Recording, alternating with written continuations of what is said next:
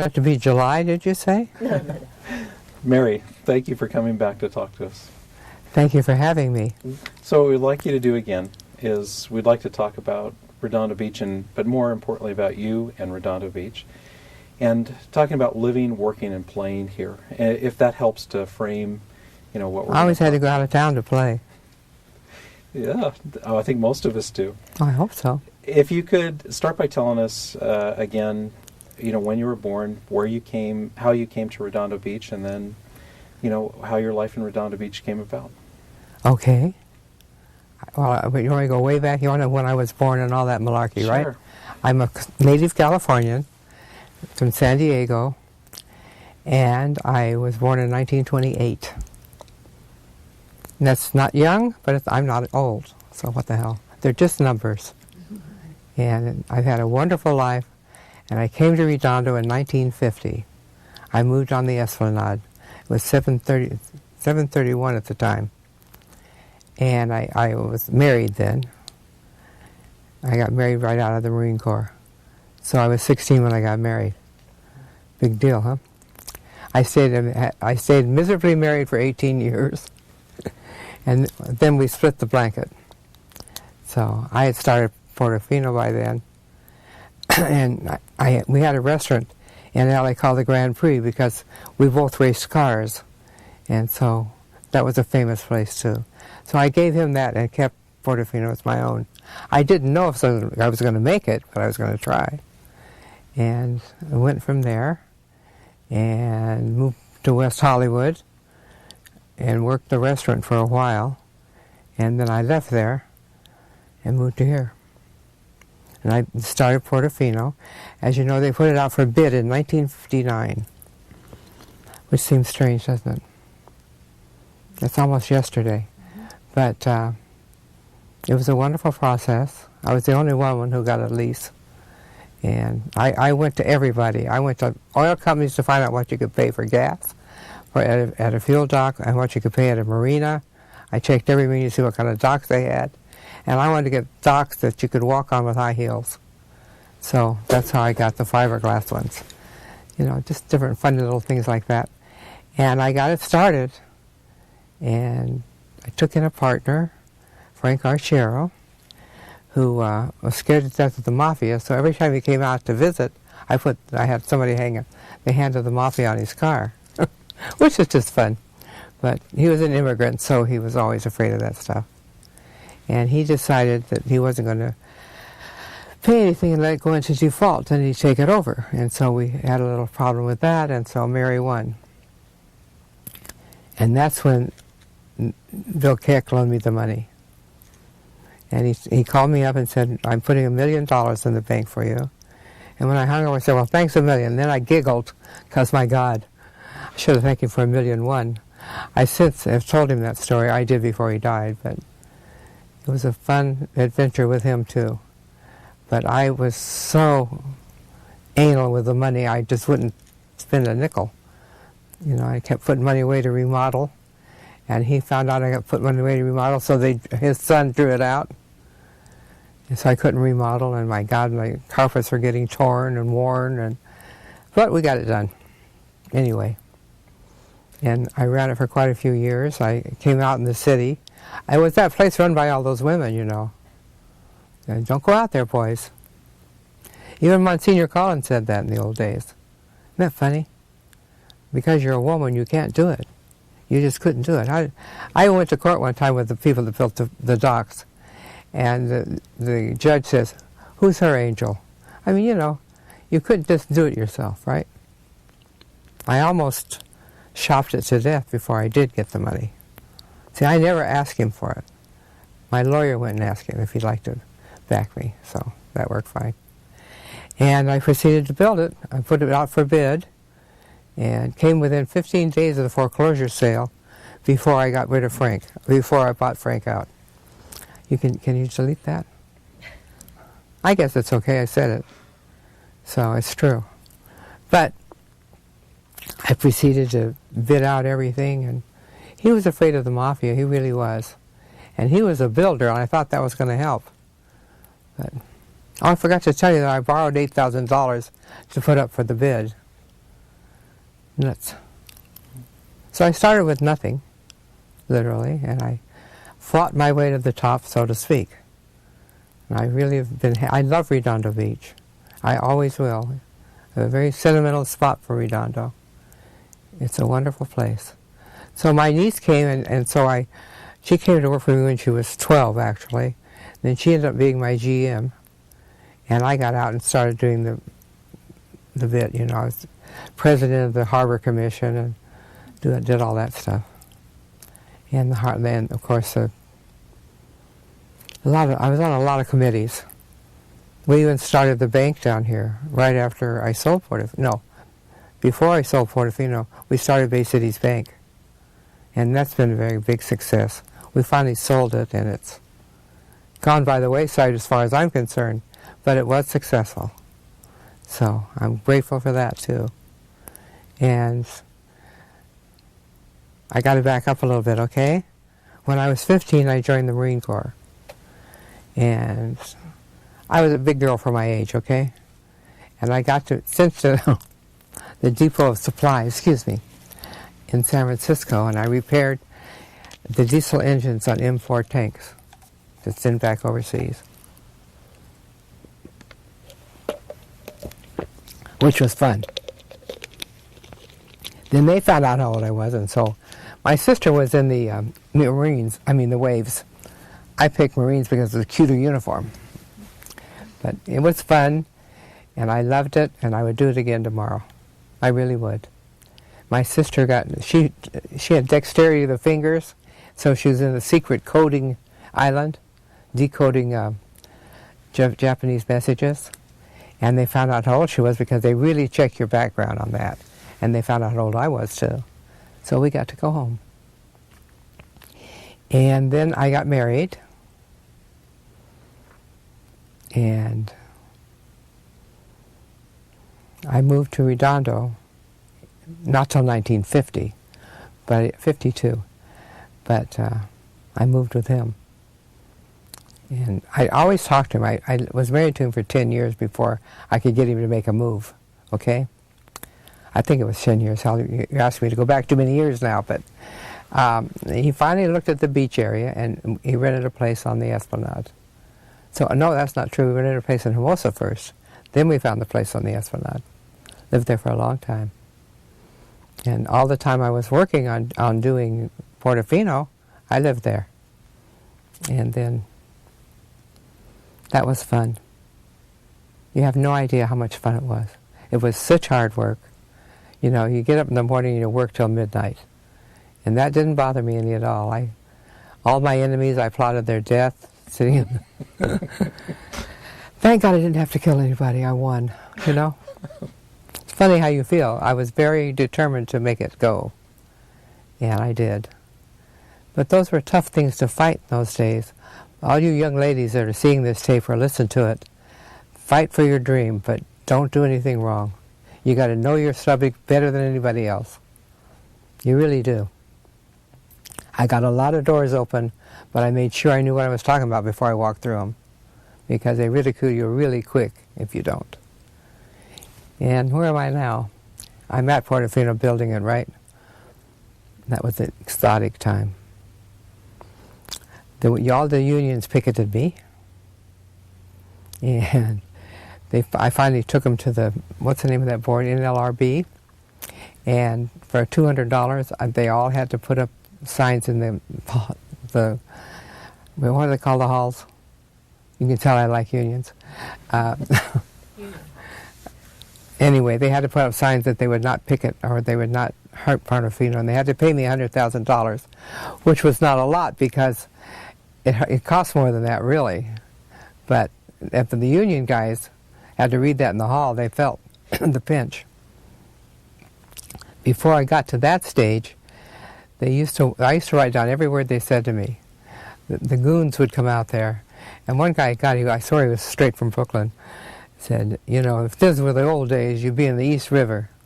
I said, yeah, why don't you just hit me, and I'll get Portofino on the map, and we'll really do well. He wanted to, don't worry. But that was fun, too. Ornery, you know. But I was right. I got a permanent injunction against them, including the hotel restaurant business. So they named them all. And that was a good fight to win. And then I went ahead and built the thing, and we opened I opened the marina in 1962. And I opened the hotel in 1964, I think. I don't think it was before that, but I worked on it for 5 full years, really, from the beginning, when I first bid on it. And I got to know everybody in town. And Pierce Venable, if you've never heard the Venable name around here, they're old-time Redondo family. He used to race cars. In fact, I think someone mentioned to me that he drove Fifi Malouf around. And he probably did. She was good to everybody, I guess. You used to see her walk down the street, and there would be money. You'd see her money running down her sock. She was a character, but she helped a lot of young people around. She really did. Really amazing man, amazing woman. But Pierce was a great guy. His mother was a city councilwoman, and we decided to bid on the fuel dock because we were teammates in the Mobil Economy Run. If you've ever heard of that old thing. Anyway, they told me about the harbor, and so I got all the papers, and then Pierce died. So I thought, well, that's the end of that. But then I went to Bernice. I said, is it okay if I bid on this then still? She said, please do that for Pierce. Go ahead. And so I did. And I got the lease. But it was nice meeting all those people in charge. All men. They knew I wasn't going to make it. They patted me on the head, I had to prove to them that I could make it. But it was hard work. A girlfriend of mine who was the California Sports Car Club secretary, and she and I became friends. And then when I started Portofino, we sat down in Newport Beach and wrote out letters to people asking if they'd like to have a boat slip, taking deposits for them. And that worked hard. And then she came to work when I got the office built at Portofino, and she helped me a lot. She really was my right arm. So much so that when we were at an executive meeting in Chicago, strike that, in New York, and this headhunter came up to us and said, you two girls are executives. Do you know anybody who would like to work for Hugh Hefner? And, of course, I said, well, how much does it pay? And they were paying 3 times as much as I was paying her. So I said, I know the perfect person, her. And so she said, they don't want me. I only finished high school. I said, you never know. So they took her to Chicago and interviewed her and gave her psychological tests and all that sort of thing, and they hired her. And she's still there, and she's still his right arm. I mean, she's very powerful. Her name now is not Mary Hauser, but Mary O'Connor. And she's very powerful up there. In fact, I'm going there tonight for the spook show. I went there last night, too. Boy, you should see it. It scared the hell out of you. I mean, it scares you. The thing is awesome. You watch it on television. You'll see it tonight, probably. It was on last night, too. This is at the Playboy Mansion in Los Angeles? Yeah, Holmby Hills, yeah. Yeah, he doesn't have the one in Chicago anymore. He donated it to somebody. I think to the college. But anyway, that's a lot of fun. We've been friends all these years, and she's really a good person. She really helped me a lot. And so then my niece, Patrice, took over as my GM, as I said. And when Mary left, for sure she took over. She did a very good job. Can you tell us a little bit about racing? Oh, I'd love to. Today, it's 2005, and everyone is amazed by the success of Danica Patrick. I think she's cute. I really do. That she's driving Indianapolis cars, but there have been a lot of women that have come before that have raced, including yourself. So can you tell us a little bit about racing? I'd love to. Before they wouldn't even let us in the pits at Indianapolis. You were a jinx. You couldn't wear green. And I used to tell them, you guys, someday somebody from England is going to come here and have a green car, and they're going to whip your ass. And so Jim Clark did that very thing to him. But I'm trying to think of the other. Janet Guthrie was one, and I can't remember the other one. Shirley Muldowney. Pardon? Shirley Muldowney. Oh, no, Shirley Muldowney was strictly a... Dragster. Yeah, she only went in one direction. But anyway, she did very well, though.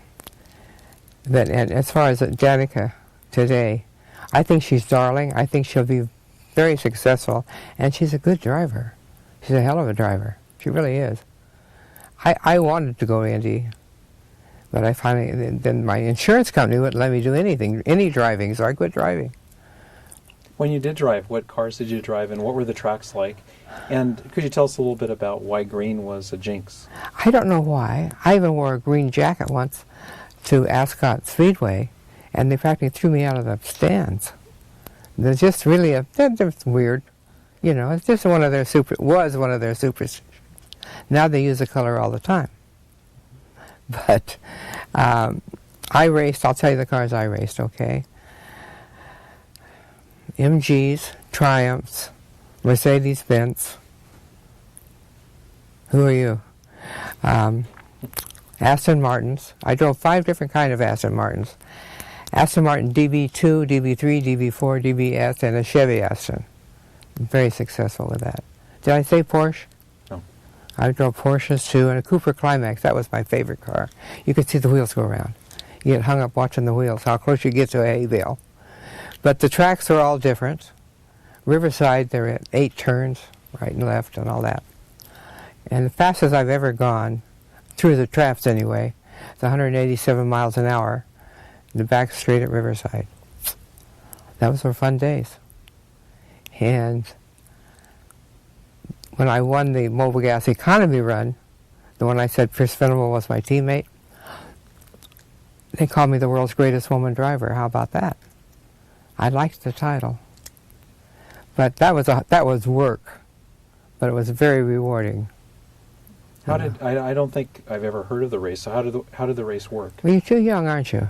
Well, I'm 50. You're too young. So how did the race work? I'm young to all those people. For the Mobil Economy Run. They checked all the American cars for the best economy car, the best gas mileage, okay? Mm-hmm. And they had a set route. You didn't get to know what the route was until the day you left. And it was very strict. We had Caltech students that monitored us in the cars. It's anything. That ground didn't stop long enough. So you'd have to go before a judge, and his name was Pillsbury, and fight your case. Otherwise, they penalize you. So that was a lot of fun, too. It really was. So where did the race go from? Well, it went from, always left for a long, long time from the Mobil building in downtown L.A. The first year we went from there to Sun Valley. And it was a 4-day event, I think, or 5. Then we gradually went from that same building to New York. And then we went to Kansas City. We went to, what got wiped out in Texas recently? We went there too. In Galveston or Houston? Galveston, yeah. And being the first woman who ever won it, I got a lot of publicity all over the world. I became more famous for that than for going fast. And what year do you think that you raced and did that? What race? When you won that, the year that you won it? And 57. How could I forget that? So you were, in 57, you were about 31? Right. Was I? I don't know. So that was slightly before you started with Portofino. Oh, yeah. And I know that you've mentioned that there are a number of people that you call personal friends in racing. One of them was Mario Andretti. Oh, yes. I'm his West Coast mother. Yeah, he and his whole family. I love them to pieces. They used to, all the race drivers stayed at my hotel. All of them. The Unser brothers. Even all the other guys. NASCAR. But we had all the guys. And when they first ran Long Beach, all of them stayed there. They really did. There wasn't anything close enough to Long Beach that they liked. So they stayed at my hotel. And it was nice being the only hotel around here for a few years. Although it was very hard to tell anybody where you were, you know. When you first built the Portofino, the footprint that where the hotel is built, was that entirely done at the time, or did you have to wait for them to fill in portions of the harbor? Oh yeah, it wasn't finished yet when I got it. No, in fact, I just found out after I sold it, by the way, that they made the land 4 feet too low. They used the H line out of Hermosa, and it should have been some other line. So all those storms we had could have been prevented if the city would have been on their toes, but they weren't.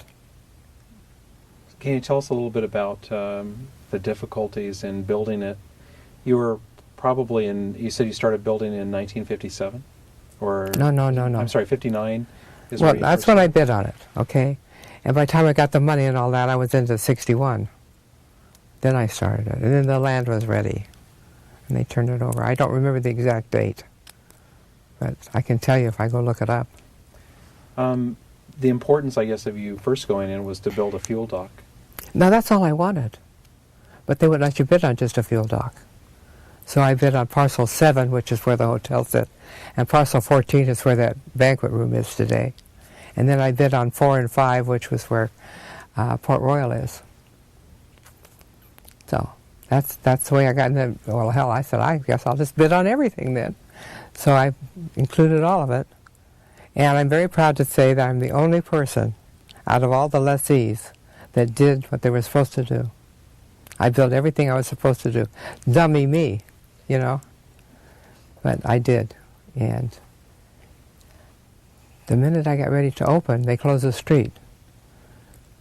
And I had to go out there and drive people in across a rickety bridge.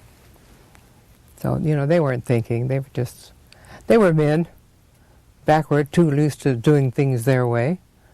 And so I fought them for that. You know, I fought a lot of fights, and I won 101 of them. So you have to be determined. You really do. I can't stress it enough. Young women, do it.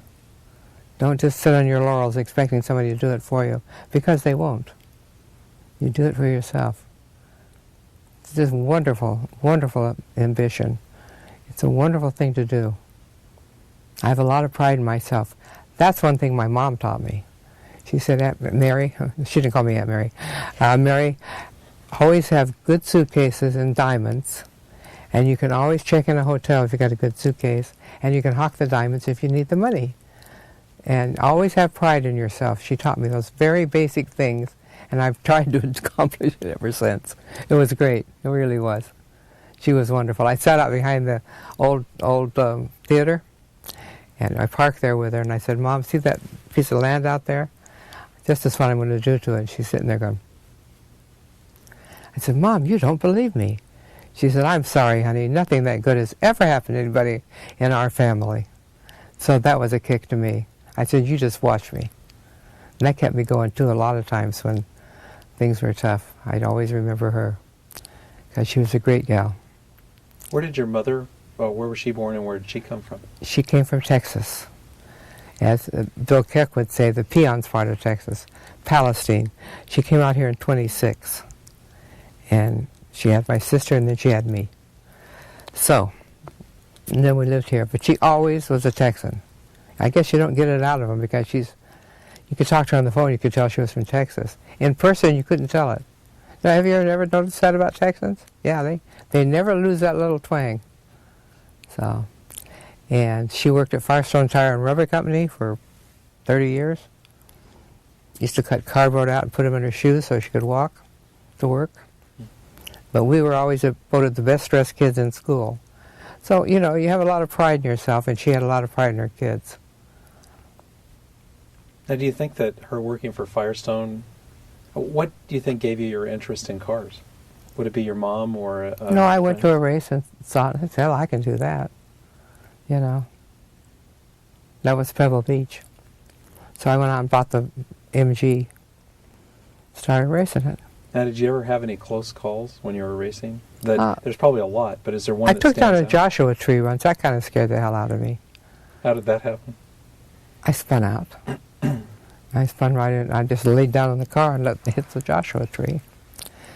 But I really didn't have many bad accidents. Had a few. But nothing to speak of. Now, did you ever have somebody come after you in a race? What do you mean? To try to beat me? Well, try to take you out or beat you? No, not that way. No, I was one of the few women who had I could drive with the men. I don't think people understand that about licensing, as a race driver. Mm-hmm. What did you have to go through back then in order to qualify to race? You had to pass a test they gave you. And I didn't have to because I was in it before they even came up with that idea. But that's what they did to them. They made them take tests and all that. And I just naturally got mine. I don't know why. And how were your cars funded at the time? At that time, they were funded by me. And then I started driving for others. Did you build any of the cars yourself in terms of the performance engines and those things? No, the only thing I did was I broke a tie rod once in the economy run on the streets of Atchison, Kansas. They thought I was crazy. There's an insane asylum back there.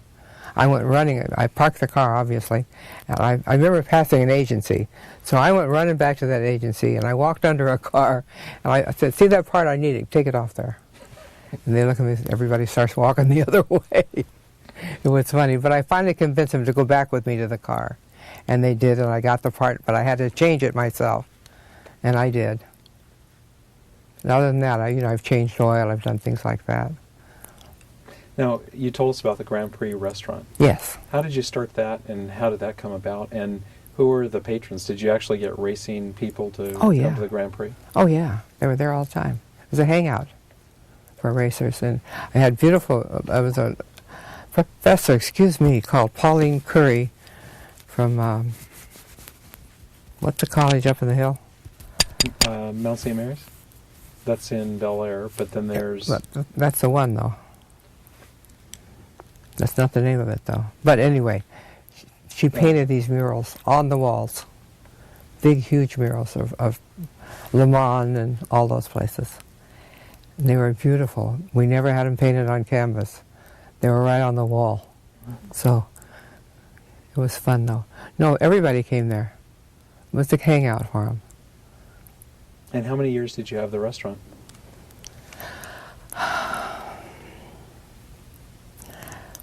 57 to whenever I left. And then when you left there, you actually came to do the Portofino. Mm-hmm. One of the things that you talked about in your previous interview is how you decided to design the Portofino Inn, and that each room was different. We've read about the original Redondo Hotel had a different room, had a different design for every room. And I asked someone about that since your interview, and they said, well, that was the style of hotels. Can you tell us a little bit about how you came to decide to do that at the Portofino, and what designs you used that were different? I had some pretty corny ones, but I had some cute ones too. We had headboards made of mermaids and different types of things like that, hand-painted. And we just tried to be nautical and different. And I wanted to be like that hotel. I didn't even think about the Redondo's hotel being two different rooms. I never even checked on that. But the one up in Madonna Inn, in San Luis Obispo. They had, every room is different. So I wanted to do that kind of thing, and I did. But it was cute that way. At the time you said that you had some hand in every room. I redecorated every room myself. Not the original, I had worked with the designer, but the second time I was able to renovate it, I renovated every room, made them all different too, again. So that was fun too. I loved it. I used to always have everything decorated, you know that. At Christmas time, I had that place so decorated. Didn't I, young lady? Well, we've heard a lot, I have heard about your Christmas parties, and that you had every year you put on a party for your employees. Can you tell us a little bit about the Christmas party and what it made it special for people? Well, I'll tell you what, I had a lot of loyal employees. 118 employees there, and most of them stayed a long time. And every year I had a party for them. Well, more than once, but I'd have a summer party at the lagoon, and then Christmas time we'd have I closed down and we'd have a big party. I closed the restaurant. And they'd bring tamales, and of course I furnished all the food, but they all wanted to bring something. We just It's just fun. They all remember me still. I run across them and I see them, and they run up and hug me, and it's nice. It's nice. I think women are more nurturing with their employees, and we're just as tough as men, but I think we handle them better in a way. And I'm glad to see managers being women too, because we are nurturers. Men aren't. You know that, don't you? Yes. All of you out there, do you know that? And I'd be wise to say yes. Besides the restaurant and the hotel, did you get involved in any other businesses? I sold real estate Where did you do that? in West Hollywood for a long time. And is there any individual properties or things there that you remember? And what was it? I think there are a lot of women involved in real estate today, but when you were selling in West Hollywood, was that the case?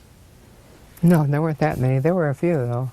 I went to the Lumblow School of Real Estate, which was in L.A., and I think out of the class, if it was 50, they certainly would be about 7 or 8 women. That's all. So that was a fun business, too. I should have bought some of the property. Did you ever think about doing anything other than... were there any other dreams that you had of things that you wanted to do that maybe you didn't do, and was there a reason? I don't think there is. I don't think there's anything that I haven't done that I wanted to do.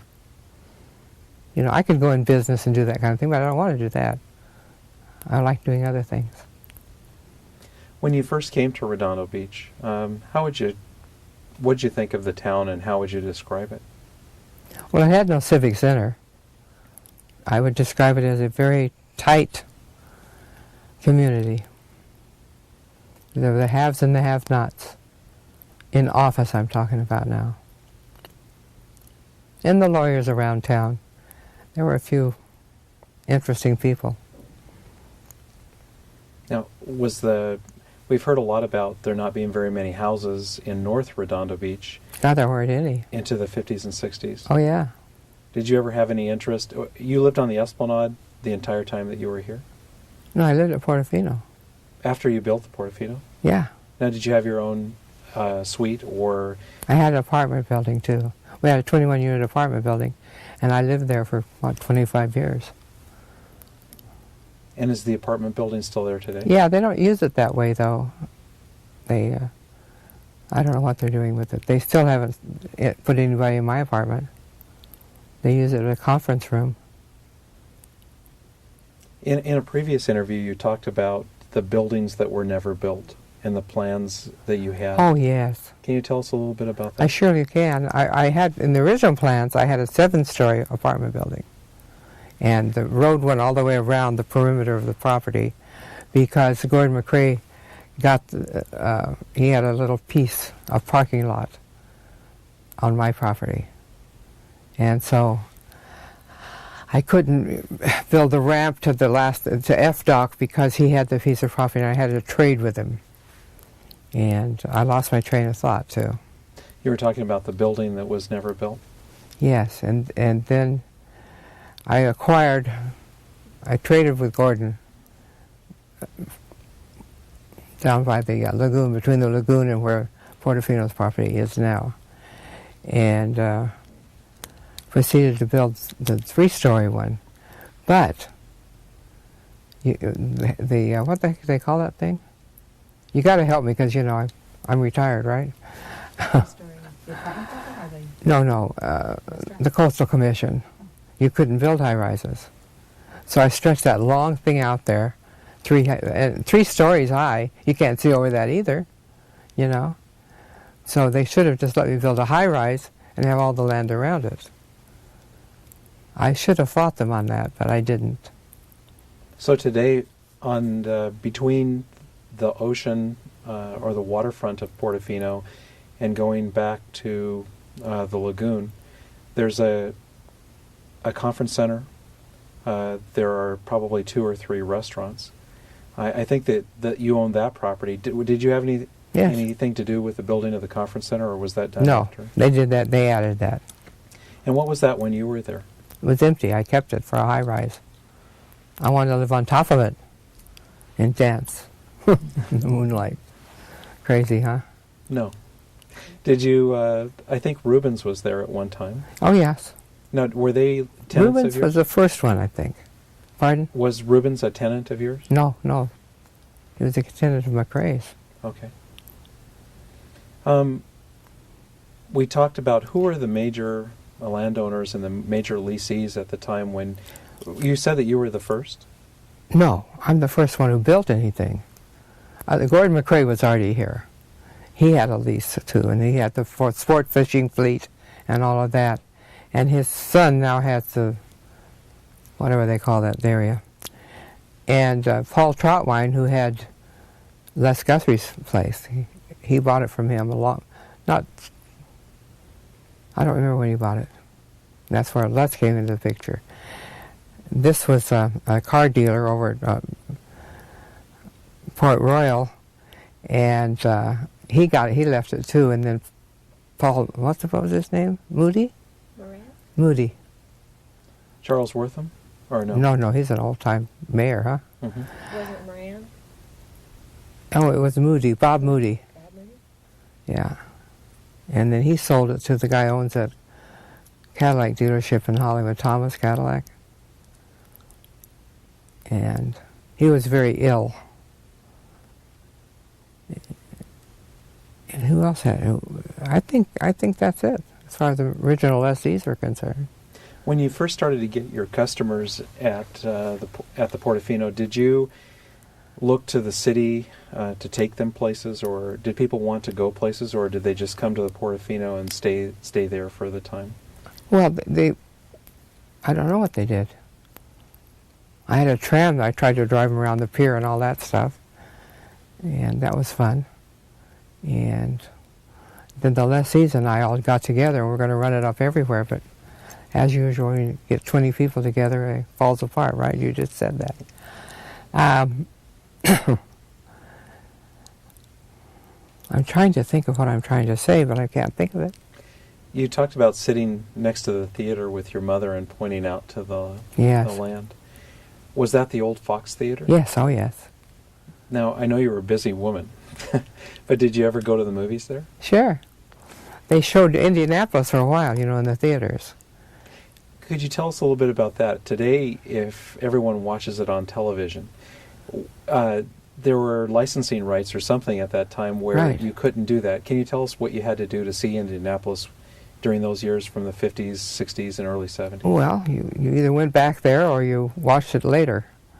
But then they started showing it in theaters. Certain theaters would buy the right, I guess. I don't really know how they got it. I would just be my beverage manager went back to Indianapolis every year, except the one year he didn't when they showed it in the theater, so we went over there, the Fox Theater. And that's how I got a lot of rats, too, when they tore that down, by the way. God, there were big rats. And that was exciting. And then they had that bad wreck, and they quit showing it in the theaters. That was, I think, 1964. Okay. I am not sure, but I actually saw that wreck. Did you? My father took me to a theater. Really? And it was a simulcast type thing. Yes. That they would put up and actually show. And I think it was the first year that they allowed turbine supplemented engines or something like that. Now, can you tell us a little bit about the rats? Because we've had people tell us that when you sat in the theater that you could hear the rats, feel the rats, and then we had someone tell us there were no rats. There were a lot of rats, so you couldn't feel them. I don't even think you could hear them, but I used to have a little office building. I was in Bernice Venable's real estate office at the corner of Catalina and Burrell. And when I tore that down, you should have seen the rats that ran. I mean, they were huge. So no, whoever told you they didn't have rats are lying, because those were big animals. I used to take a BB gun and shoot them. I used to do that at Portofino all the time when I was building it. They were hairy. You pick up a piece of plywood laying down, there'd be rats under it. It's icky. So if I could have been the Pied Piper, I'd have marched them into the water. But so whoever told you they didn't have rats is not true. I mean, they were not little rats, believe me. They were that big. I wasn't exaggerating. You know, there were some little ones, and I killed those too. Mean. when I was scared to death of them. What? In 1988, we had the really big storms, and that was the year that you left. Were there any big storms? And I think the escrow had just finished before the big storm. What just finished? Your escrow had just... No, they just finally paid me off. They took a whole year to pay me. And I was lucky. I thought I was lucky. I didn't think they would pay me once because it really hurt that place. But yes, I had 4 before that. In fact, I had to show the new owners, I had a catalog of all that stuff. Because you can't lie about that stuff, So that was Not part that I of the would, disclosure of your selling the Portofino. Yes, uh-huh. What were some of the storms, and what did it do prior to The first one wiped out part of the marina, and my buildings weren't there yet. Knocked out some of the property, and then the next one we had hurt the Portofino, hurt the hotel itself. The next one we had hurt the whole place. Now, was there ever a problem in getting insurance because of that? Oh yeah, you had to get it from the government. Yes, you couldn't get insurance. My partner, when I had one, Frank Arciero, canceled the insurance, saying we don't need that. You know, another case of not paying attention to the product. I sat there every day and watched the ocean come in, you know, so I knew we needed it. And I said, I can remember that first storm. Thank God we've got insurance. And he looks at me, and our lawyer looks at me, and they had to tell me. God. So he had canceled the insurance before the storm? Yeah. Yeah. And didn't tell you? Never said it. I don't know how, well, it was his insurance man. And how did you pay to rebuild the Portofino that time? Just kept going with the money I had, and had to go borrow some more. At that time, I had $1.6 million borrowed, and I had to borrow another $250,000. See, when I bought the loan company out from Mr. Keck, loaned me the money, then I had to increase that loan $250,000 to finish it. Now, did you have difficult times dealing with City Hall from time to time? Of course. Doesn't everybody? No, they were okay. I just had to fight them like everybody else does, you know. You stand up there and you fight for what you believe is right. But, no, it was quite a close-knit group. Fred Arnold was a clerk at one time, and he said to me, I said, I was asking you something, why is it so difficult? She said, number one, you're not Catholic, you're a woman. And what else did he have to say? I said, geez, sorry about that. Yeah, really. Funny things. Were there ever any mayors or people in Redondo Beach government that you did get along with that tried to help you? One of the things now in 2005 is Excuse me. trying to help business. I mean, I think they have that philosophy now that it's business that pays taxes or that gets taxes and gets the money to support the city. Did you ever have anyone that was supportive of the Portofino as a business and saw you as an asset? Eventually, yes. Yes, that's why I went out in the world and started identifying Portofino with the whole area. Mm-hmm. You know, they didn't understand. So, I don't know what to tell you other than they were awful, okay? Mm-hmm. That's all I want to say about that subject. I sound like, believe me, they were all my friends, but they still were awful. Now, the other day, I actually had someone ask me, where can I go stay near the water? Where can you do what? Where can I go stay near the water at a hotel? And I was thinking that if you think from Long Beach all the way to Santa Monica, how many places are there on the water? When you built the Portofino, what was there, on the beach or on the water, and what is there today? Do you keep up with that? Well, there's still not a lot of them, but Portofino was pretty unique at that time. We were out in the middle of the ocean, And some places were on the shore, like Santa Monica, but they didn't have the ocean. I knew that if they had ever rebuilt Hermosa Biltmore, they'd have killed us, because they was really a good location and good everything. But they didn't do it.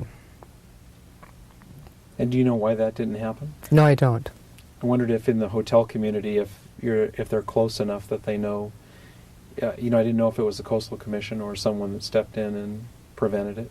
No, they didn't prevent that rebuilding, but they had a heck of a time tearing that Biltmore down. They hardly didn't get it down. Honest to God.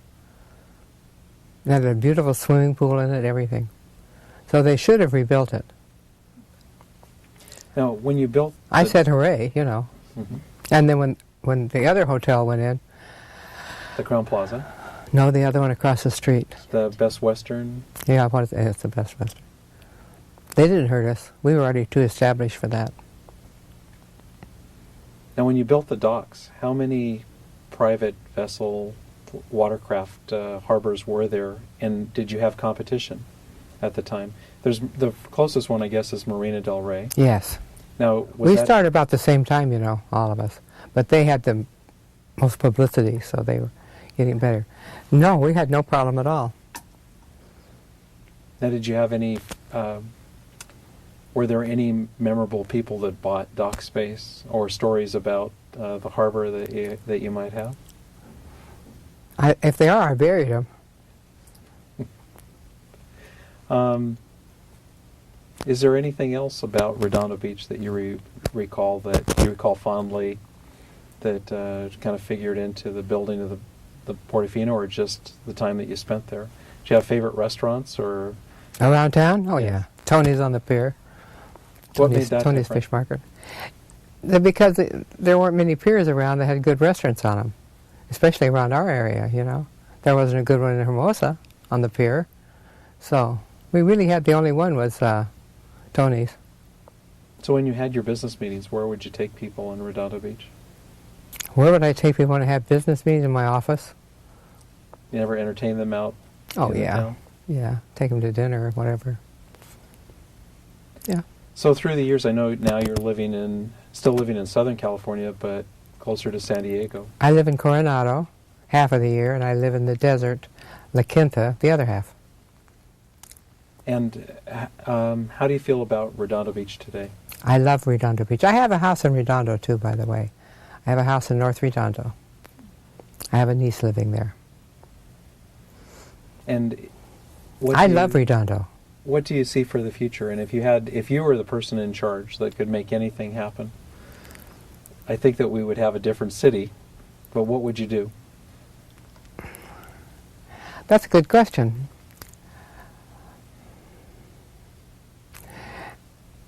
I would make sure that the people in the city hall were informed, knew what they were doing, rather than hire, how many city managers do they have now? And I don't know what this one's like. I have no idea. And yes, they should have changed a lot of things that they didn't change. And the city could be better. The city looks good to me, though. I drove in today and I was so happy. It really was. It looks good. So, no, I rule more with an iron hand than they are. And there were people like Barbara Dorr and I can't even think of all their names. They were just against everything. And so, they made it tough. If they had their way, we'd tear the whole harbor down. I'm surprised that hasn't happened. They tried to, not too long ago, didn't they? Do you think it's a resistance to having people come from the outside into the city? And how did you feel about that? Obviously, you had a hotel that you invited people. Right. Well, that's a silly feeling, We only help the revenue. Mm-hmm. Okay.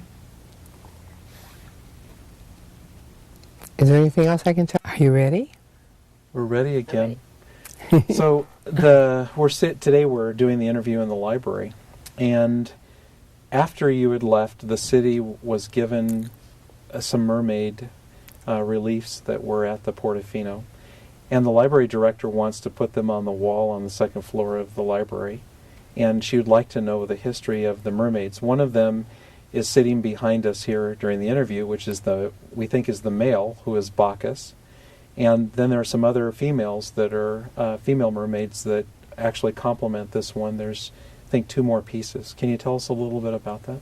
Well, we commissioned a person to do it, and I do not remember who today, but they were to be on the backboard of my bar.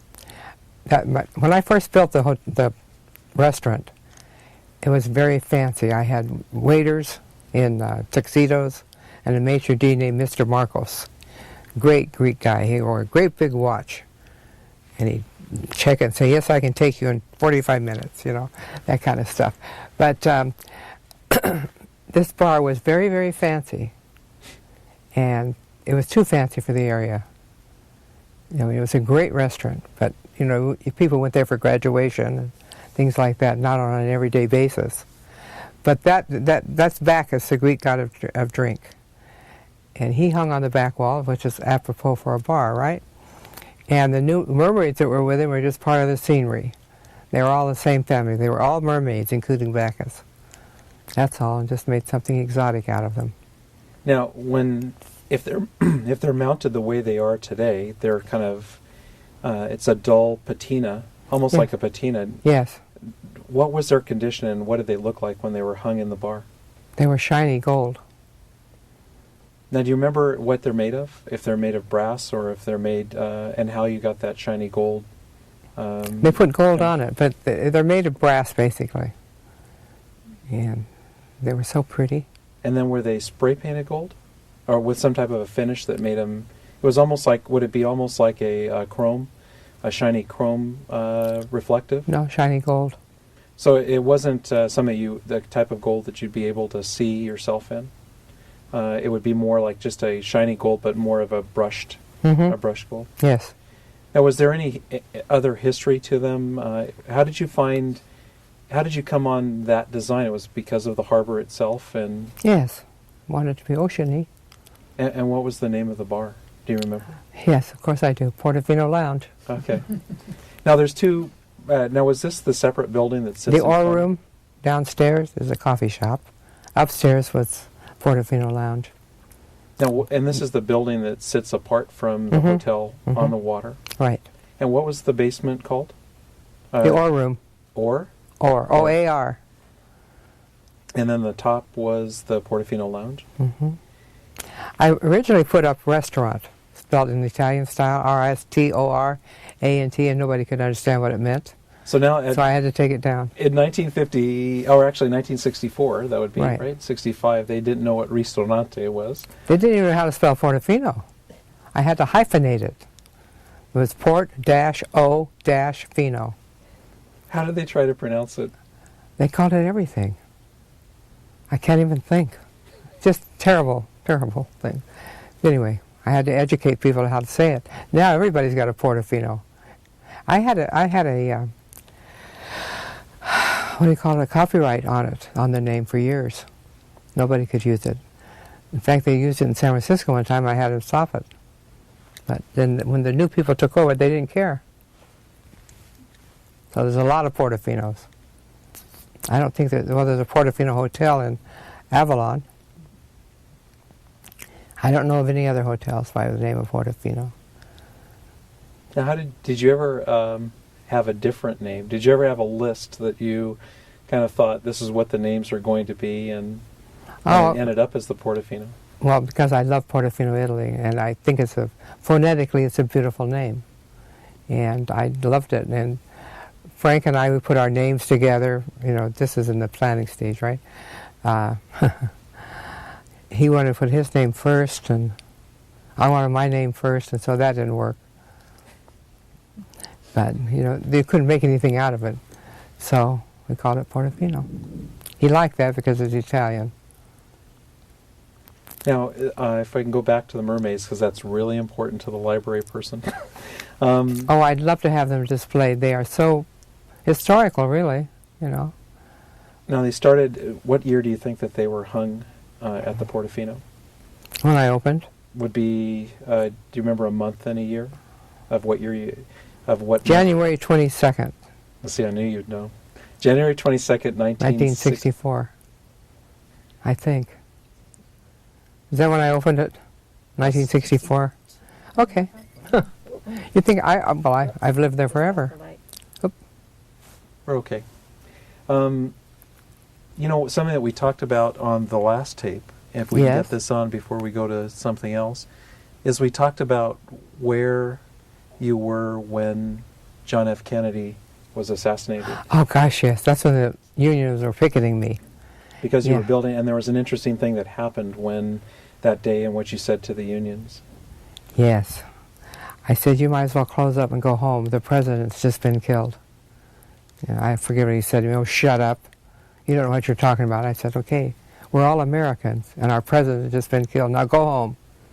Didn't affect him at all. He wouldn't have believed a woman if his life depended on it. Or anybody who said that. And do you remember what you were doing that day when you first found out? I was downtown Los Angeles doing something. I don't know what I was, probably visiting my lawyer. And then you drove back to Redondo? Yes. Did you hear it on the radio, or did you? And how did that affect people? You know, today, people, I think presidents come and go without a whole I lot do of too. Well, you know, affection. I don't think much of Kennedy. I'm sorry to say that, but it was Camelot. He was charismatic, and so was she. But he wasn't a good president. Mm-hmm. If he hadn't got killed, he might have been impeached. I don't know. But you know, once a person dies, they're a martyr. And I'm not casting. He was a wonderful story, wonderful family in a way. But that's all I have to say about that subject. I'll get myself in trouble here.